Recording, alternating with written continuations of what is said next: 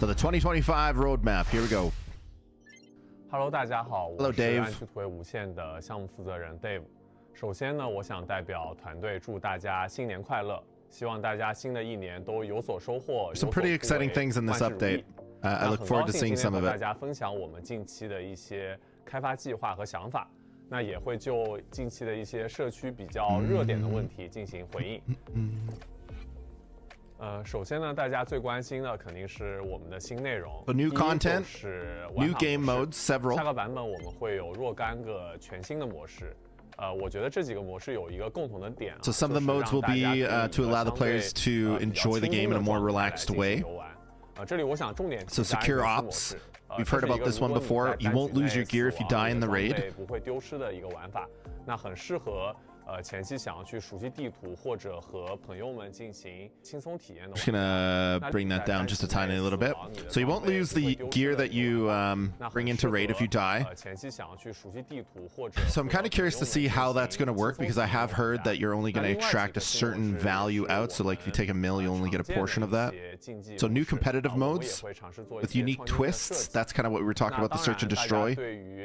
solo 模式的呼声我们也都听到了，所以在下个版本我们会推出 solo 模式。So solo mode, they're going to be rolling out an experimental solo mode. solo 模式会。 I'll be interested to see if this sticks around or if this is just a trial thing. 对，所以我们可能。 I have a feeling, so we've heard about them wanting to do like a solo mode with a twist, which is essentially a solo mode with 3 AI with you as a team of 4. So although you're queuing up solo, you'd be in a team of 4, but with 3 AI. That way, if you're over the mic, you could be like, go nade this door or go hide behind the wall or something like that, and they'll do that. So I'm wondering if, I doubt that system is ready because I would assume if it was, they'd be super hyped and they would have talked about, like spoke to it.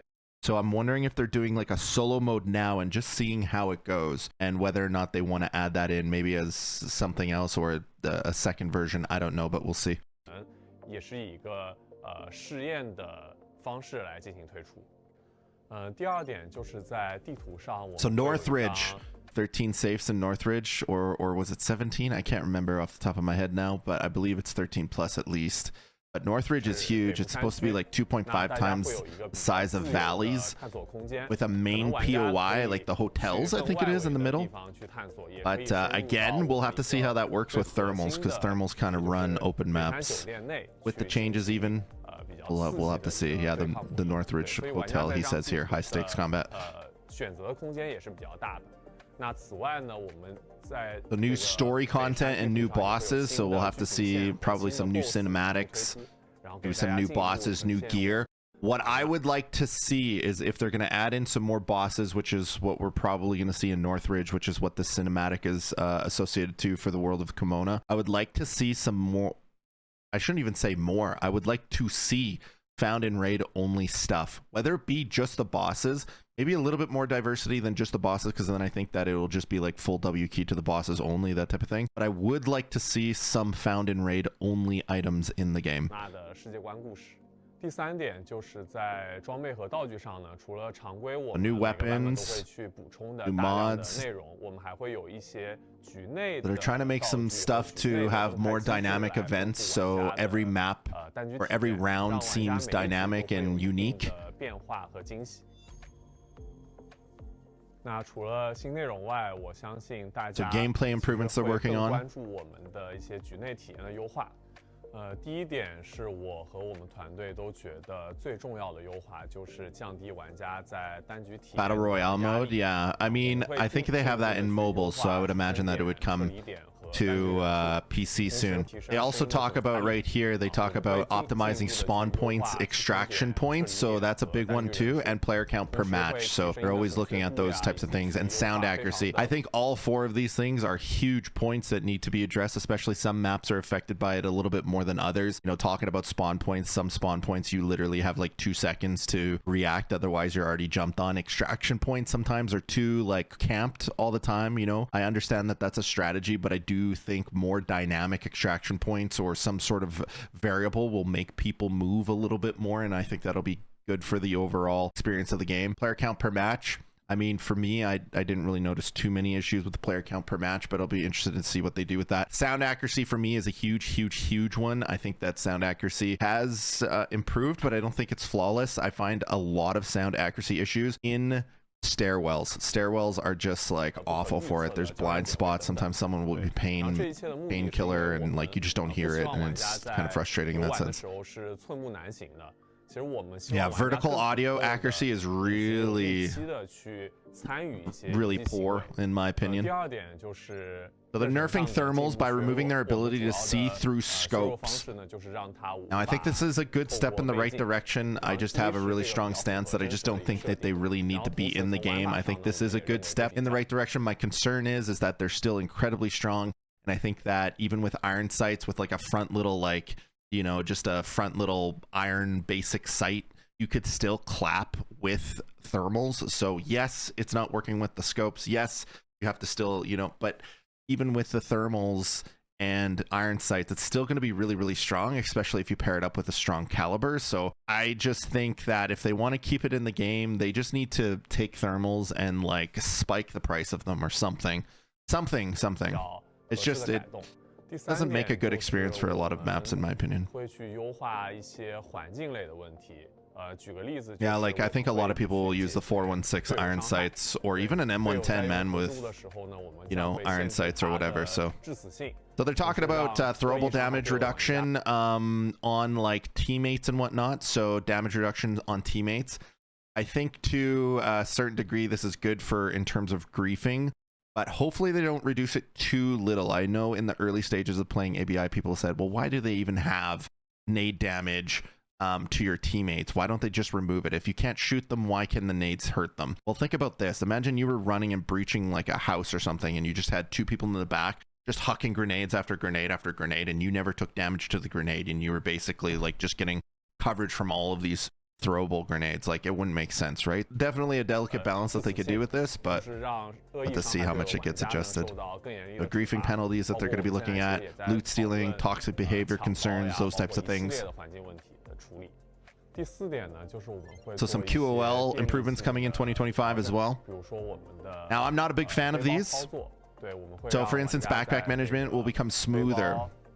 Now they say smoother, but this is a matter of opinion. I'm not sure I would really like this. Maybe I'll change my mind.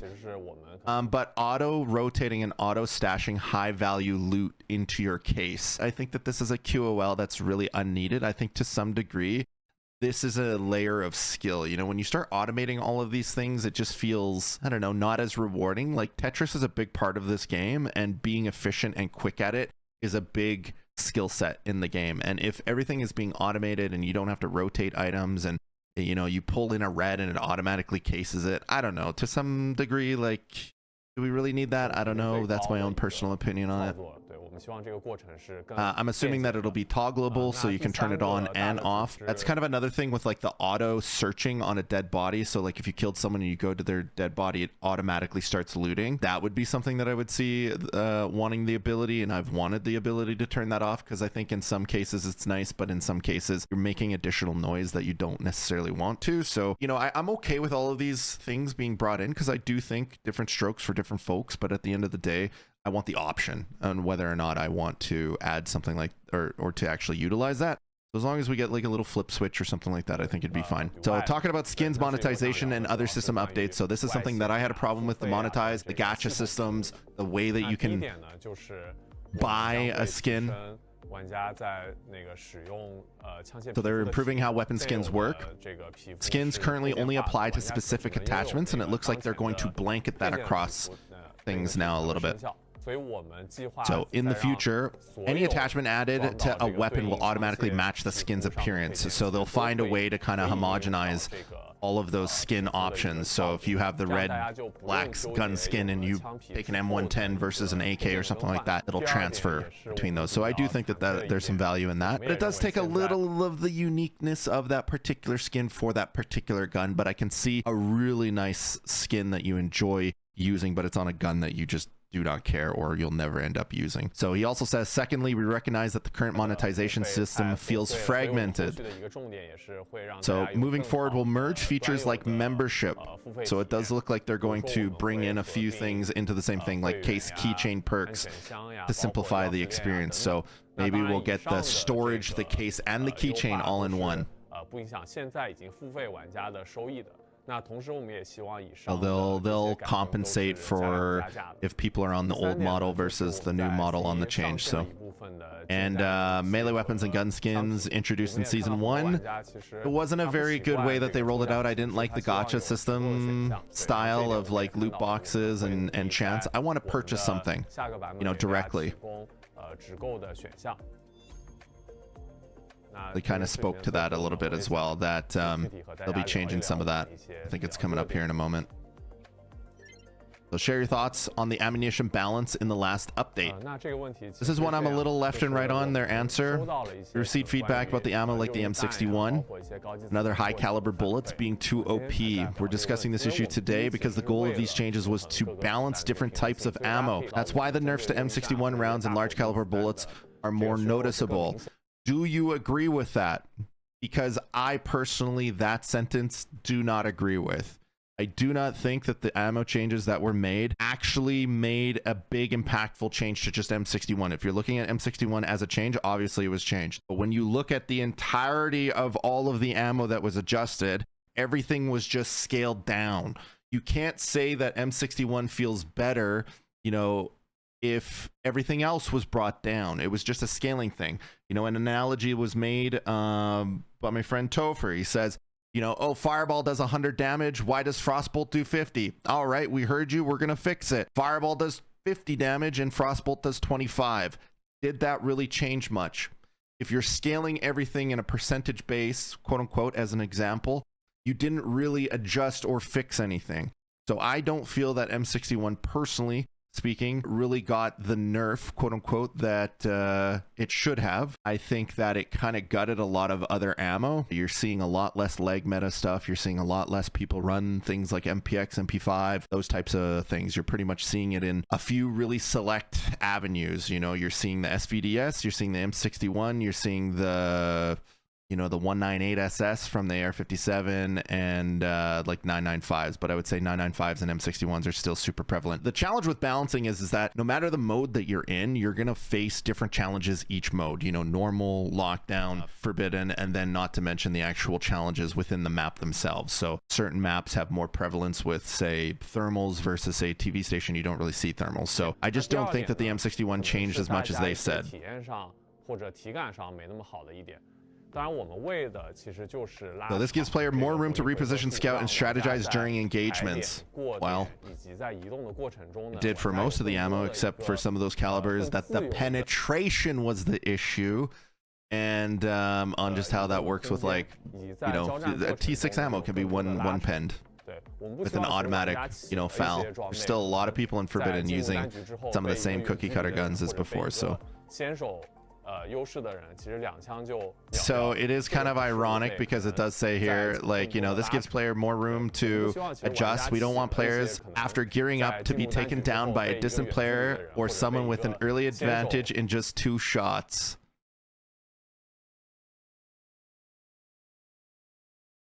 Well then. Well then.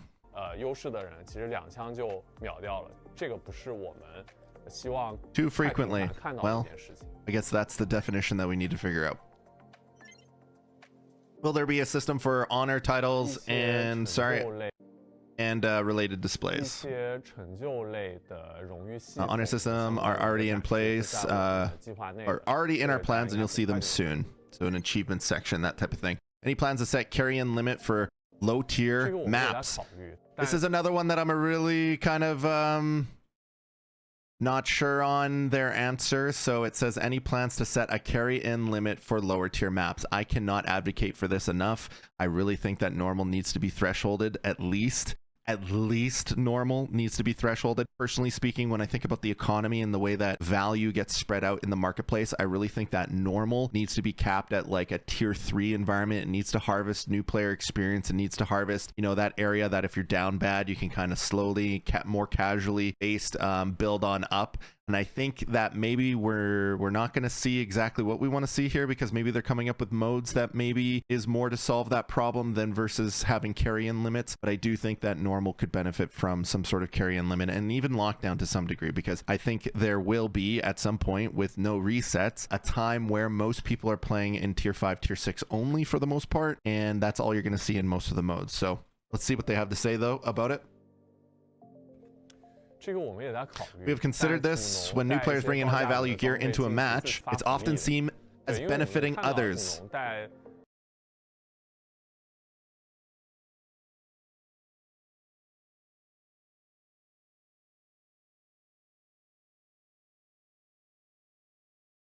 No. The more expensive the gear you bring, the lower your average expected return will be.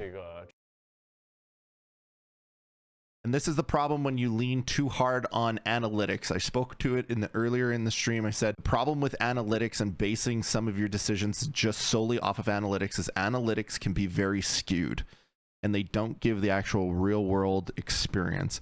I do not believe that if you bring in high tier value into a normal game, that is the benefit of others. That's not how I look at the problem. You are probably 99% of the time going to stomp. Let's say, for instance, you come in at a tier 5, tier 6 into normal with a full squad of these individuals. Chances are, if you running into another environment of that exact scenario, is very slim to none. So even if you die, your boys are picking up your stuff and you're heading on out and you had no risk, no issue. And that's also some of the problem with thermal. So I don't necessarily think that that's the case, but you know, anyways. 平均的这个收益期望是越低的。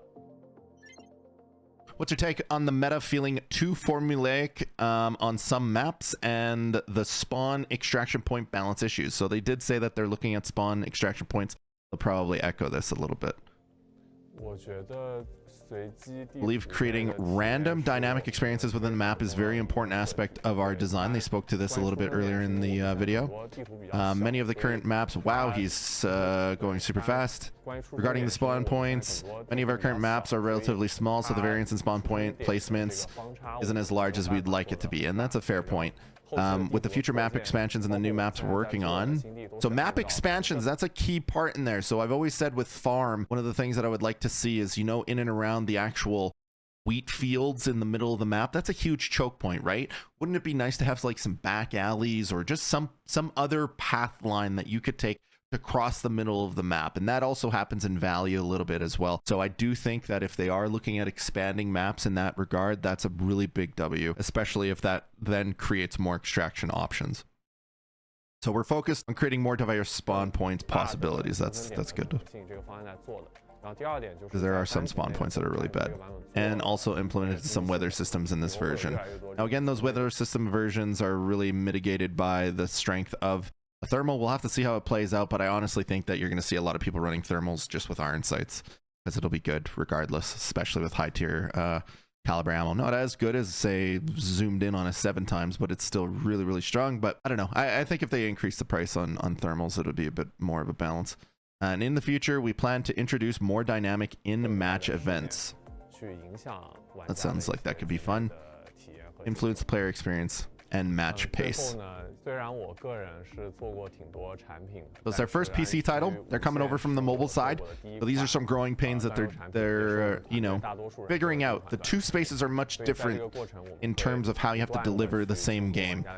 And I think it'll be something that they'll learn in the first year of development in this game, which they've already made some adjustments, but So it's nice to see the entirety of the game plan that are forefront for them, at least. I'm sure there's more things that they'll continue to work on, or other things that'll come up, or maybe we might even see, like, towards the end of the year, maybe we'll even see something with port. Port is kind of like an analogy that I've had to me anyways. I don't play a lot of Tarkov, haven't really played a lot of Tarkov, but Streets Anybody that's played Streets of Tarkov, apparently Port is pretty similar to that. So I'm a bigger fan of like close to medium range fight with a sprinkle of long range. I think that's my favorite, but that's my own personal opinion. But who knows? Maybe we'll see some more maps towards the end of the year. I'm really interested to see what their game modes are going to be, though. That search and destroy, like that 4v4 kind of screen cap that they showed, for me, that sounds really exciting. I'm also really interested to see how the exact breakdown of that mode secure ops is. The fact that you can go in with a kit and not lose that kit, you know, how is the value extraction going to work? So if you end up like bringing out 1 million, are you only taking 30%? And maybe it's not necessarily getting the items that you pull out, you're just getting the value that you take out, is probably how they're going to do it if I had to guess. So you go in there with a kit, you do your thing. If you die, you don't lose your gear. But if you go in there, you pull about 1 million, whatever the case is, you extract, you take 30% in coin value. Those items actually are not extracted. So then that gives value to the actual normal gameplay loop to actually bring out items versus just bringing out coin value, which then would make sense if they're a little reluctant to not do gear caps in normal lockdown or in, you know, I wouldn't say forbidden, but normal and lockdown. That would make sense if they're going to go that route with the secure ops. I would be probably okay with that, because I think then, yes, if you're down bad, you could still go in there and you could still extract. The only catch-22 of that is, like, in the secure ops mode, how good is the loot? Because if the loot's like normal in secure ops and you're only taking out 30%, I mean, crap, that could be some hard grinding. That could be some, like, a ton of games to get out a decent amount of loot, but you know, we'll have to see how that balances. But that is the 2025 roadmap for ABI. I'm excited to see some of these changes coming down the line. They talked about the cosmetics and hearing that the community didn't really like the gacha style systems. I've kind of heard a little bit of a word of mouth that they're looking at changing some of the monetization to us being able to purchase the item itself. So, you know, for me, I don't want to buy a loot box. I don't want to have a chance at the skin. I want to buy the skin. If I'm going to open up my wallet to something, I want to buy that particular item, you know. And I think for most people on PC, $5 to $20 range probably works the best, depending on what the item is itself. You can always do some bundles with that, but again, let me know exactly what I'm getting. I don't want to roll the dice to get a skin or something like that, right? So excited to see some of these new modes, and that's the 2025 plan.